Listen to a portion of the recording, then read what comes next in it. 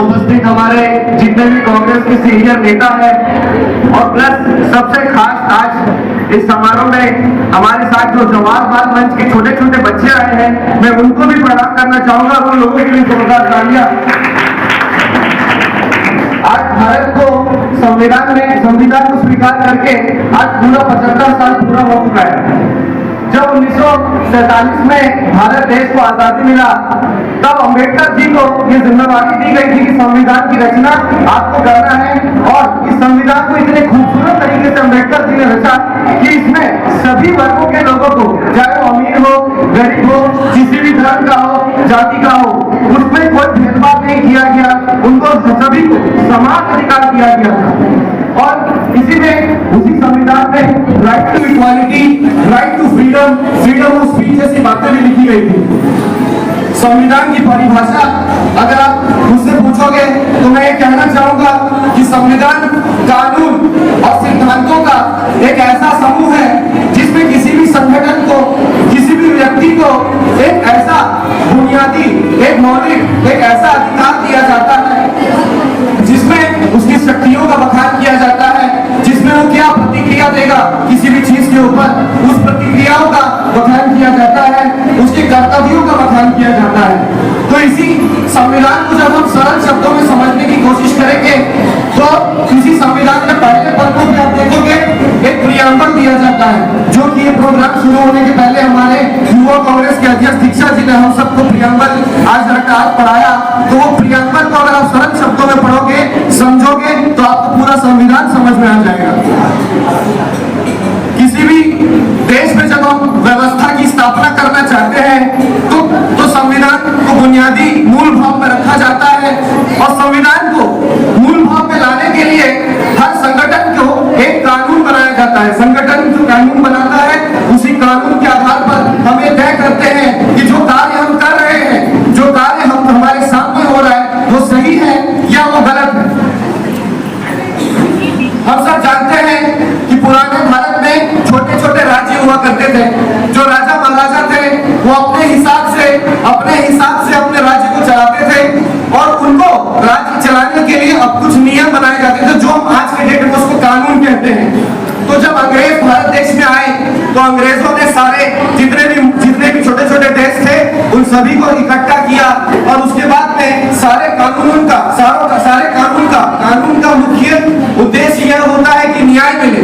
तो जब न्याय की बात होती है तो इस अलग देश में अलग न्याय, अलग तरीके से कानून, इस देश में अलग तरीके का कानून।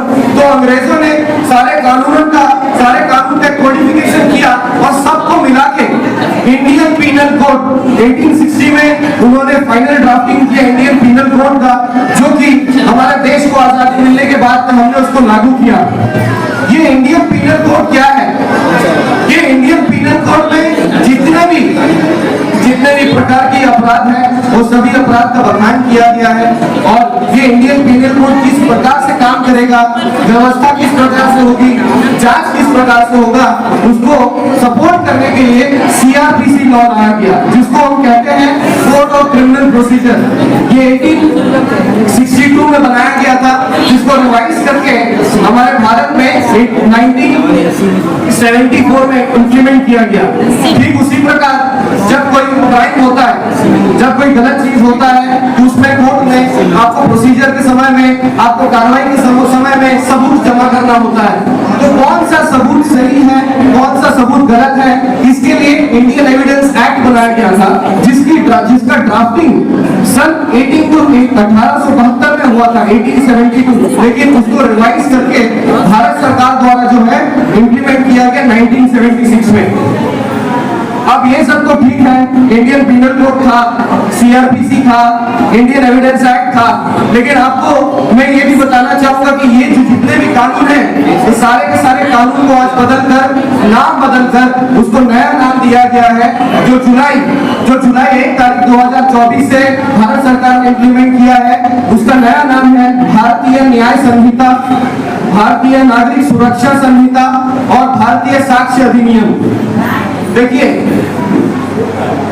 ये सारे कानून का नाम तो आपने बदल दिया, बस एक out out of the box जाके मैं कुछ बातें करना चाहूंगा अभी। ये बीएनएस जो है, भारतीय न्याय संहिता है, उसमें एक कानून है जो व्यक्ति जो किसी भी महिला के साथ में, क्योंकि आप लोग सब महिला हो इसलिए मैं चाहता हूं कि इस कानून पे मैं बातें करूं, किसी भी कोई भी व्यक्ति किसी भी महिला के साथ में अगर वादा करके शादी नहीं करता है या किसी भी प्रकार का दुष्कर्म करता है तो उसको रेप का कैटेगरी में डाला जाता है, बलात्कार के कैटेगरी में डाला जाता है, जो कि कानूनन तरीके से गलत है और उसमें सजा का भी प्रावधान दिया गया है। लेकिन आज सवाल ये उठता है कि ये गलत काम कौन करता है। आज आए दिन हम न्यूज में देखते हैं कि सबसे ज्यादा महिलाओं के साथ में दुष्कर्म करने वाला, अगर आप उसका बैकग्राउंड चेक करोगे तो भारतीय जनता पार्टी का नेता निकलता है। केवल आप कानून बना दोगे महिलाओं को आगे लेके जाने के लिए, महिलाओं की सुरक्षा के लिए, तो इससे काम चलने वाला नहीं है। महिलाओं की सुरक्षा अगर आप सचमुच चाहते हो तो महिलाओं को सबसे पहले इज्जत देना सीखो। भारत का बीएनएस में एक और कानून लाया, बहुत बड़ा ही हास्य कानून है, सेक्शन 152। उसमें ये कहा जाता है कि कोई भी प्रकार का व्यक्ति अगर किसी भी मंच से भारत की एकता और अखंडता को भंग करने का के लिए कोई भी किसी भी प्रकार का अगर कोई भी स्टेटमेंट या बयानबाजी करेगा तो वो कानूनन तरीके से गलत है। लेकिन इस मंच से मैं ये सवाल पूछना चाहता हूँ कि आज इस देश में सबसे ज्यादा भड़काऊ भाषण धर्म के नाम पर, जाति के नाम पर, अमीर और गरीब के नाम पर कौन देता है? ये कोई और नहीं, भारतीय जनता पार्टी के नेता देते हैं। तो केवल कानून अगर आप बना दोगे तो इससे काम चलने वाला बिल्कुल नहीं है। आज सवाल सबके सामने ये उठता है कि संविधान 26 नवंबर को नहीं, भारतीय जनता पार्टी के नेता देते हैं। तो केवल कानून अगर आप बना दोगे तो इससे काम चलने वाला बिल्कुल नहीं है। आज सवाल सबके सामने ये उठता है कि संविधान 26 नवंबर को हमने अपनाया था, आज इसको हम मना भी रहे हैं, ठीक है, लेकिन सवाल ये है कि क्या सचमुच हम, आप और ये भारत के देश के जितने भी लोग हैं संविधान का पालन करते हैं? क्या इससे संविधान सुरक्षित है? जब किसान रास्ते पे बैठकर अपना अधिकार मांगता है, जब वो बोलता है कि मुझे एमएसपी दे दो, बीजेपी सरकार से मांग करता है कि मुझे अपना पसीने का, मुझे अपना मेहनत का मूल भाव दे दो, तो जब उनको नहीं मिलता है तो क्या इससे संविधान सुरक्षित हो जाता है? जब हमारी बहनें जिनके साथ दुष्कर्म होता है, जब वो न्याय मांगते मांगते उसको 10 साल, 20 साल, 15 साल हो जाता है और कुछ इस प्रकार होता है कि जब बीजेपी के नेता उनके साथ दुष्कर्म करती है उनका एफआईआर तक दर्ज नहीं किया जाता है, क्या केवल कानून बना देने से संविधान सुरक्षित हो जाएगा? ये बड़ी शर्म की बात है। जब करोड़ों रुपए, लाखों करोड़ों रुपए जब अडानी और अंबानी लूट कर इस देश से लूट कर बाहर चले जाते हैं, तो जब उसमें केवल कानून में जब प्रावधान दिया जाता है कि किसी भी प्रकार से अगर आप पैसे मैल प्रैक्टिस करोगे तो उसमें सजा होगी, लेकिन जब आपके नाक के नीचे से अंबानी और अडानी लाखों करोड़ों रुपए का स्कैम कर देती है तो क्या सचमुच देश का संविधान सुरक्षित है या नहीं? ये फैसला तो हम लोगों को करना है अभी, ठीक है। लेकिन जब हमारे नेता राहुल गांधी जी पार्लियामेंट में संविधान अपने हाथ में पकड़कर हम लोगों को ये कहते हैं कि डरो मत, तब मेरे जैसे एक कांग्रेसी, मेरे जैसा एक राहुल गांधी के सिपाही के सीने में जो जोश और हिम्मत आता है ना, मैं आपको उसको बता नहीं सकता। और मैं यही चाहता हूँ कि आज इस मंच से हम सभी ये सौगंध लें कि संविधान की सुरक्षा करने के लिए हमसे जब जो बन पड़ेगा वो करेंगे।